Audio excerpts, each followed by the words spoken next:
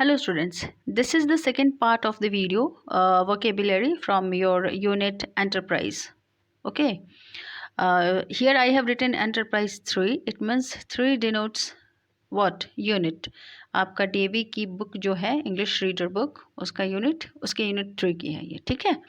First part already we had discussed. This is the second part. Now see thrust. When do we use the word thrust?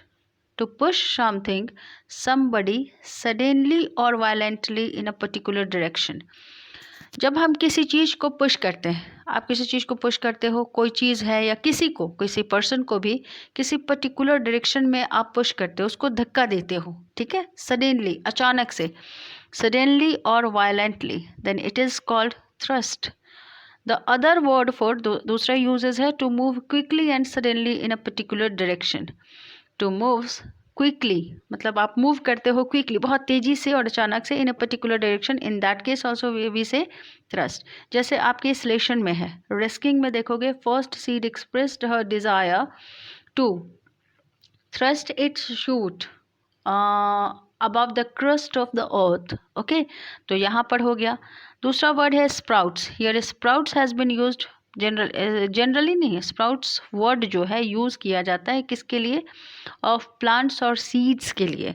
मतलब sprouts जो term है आप इसको plants के लिए use करते हो, सीड्स के लिए. कब?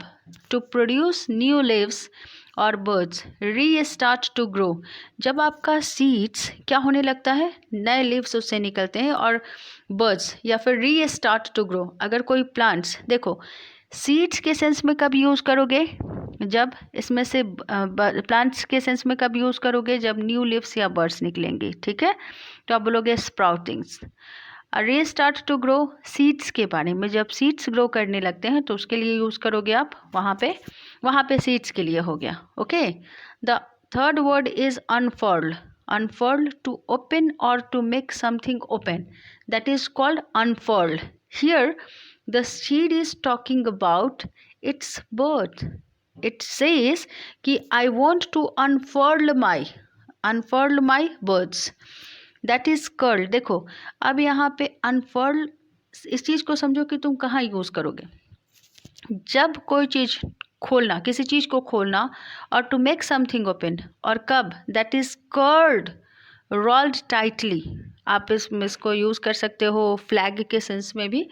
जब फ्लैग आप लोगों का फ्लैग वॉइस्टिंग होती है तो उस टाइम में वो कर्ल्ड रहता है, और उसको जब खोला जाता है देन वहाँ पे बोलते हैं अनफोल्ड. दूसरा उसका सिनोनिम्स में देखो ये हो जाएगा वॉइस्ड. ओके.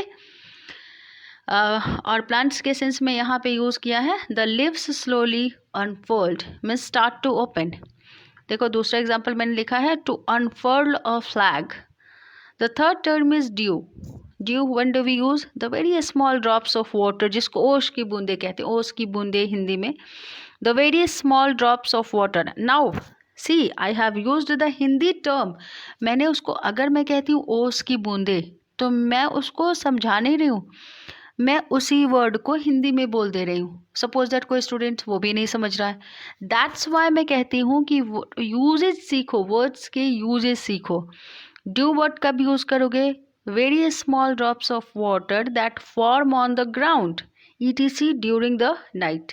नाइट के समय जो स्मॉल ड्रॉप्स ऑफ वाटर जो होती हैं ग्राउंड पे बनती हैं, दैट इज़ कॉल्ड, उसके लिए आप क्या यूज़ करोगे?